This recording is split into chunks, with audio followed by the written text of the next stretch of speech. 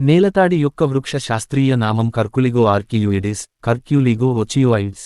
ఇది హైపాక్సిడేసి అనే కుటుంబమునకు చెందినది. వేరులో రెసిన్, టానిక్, కాల్షియం ఆక్సలేట్స్ ఉన్నాయి. ఇతర భాషలలో పేర్లు: శాస్త్రీయంగా కర్కులిగో ఆర్కియూయిడిస్, సంస్కృతంలో తాళమూరి లేక ముసాలి, మలయాళంలో నిలప్పన. వ్యాప్తి: అనేక గుణాలున్న ఈ మొక్కను పెరటిలో పెంచవచ్చును.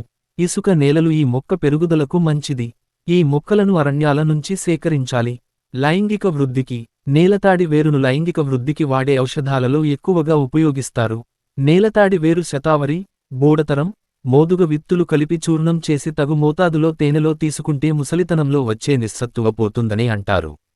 తెల్లబట్ట వ్యాధి నివారణకు: తెల్లబట్ట వ్యాధికి ఋతు సంబంధ బాధలకు నేలతాడి వేర్లను, పల్లేరు కాయలు, బూరుగు, జిగురు, దూలగొండి విత్తులు, మాసారి తీగ సమభాగాలుగా కలిపి ఎండించి చూర్ణం చేసి పాలతో ఇస్తే తగ్గుతుంది. దీనినే ముసల్యాది చూర్ణం అని అంటారు. ఆయుర్వేదం: వేరు నూరి పైపూతగా చనుకట్లు గట్టిపడడానికి, పెరగడానికి వాడతారు. ఆయుర్వేద ఔషధమైన అశ్వగంధారిష్టలో ఈ మొక్కను ఉపయోగిస్తారు. అరటి దుంప రసంలో నేలతాడి దుంపల చూర్ణం కలిపి రోజుకు 2 లేక 3 సార్లు ఇస్తే రోజు మార్చి రోజు వచ్చే జ్వరాలు తగ్గుతాయి.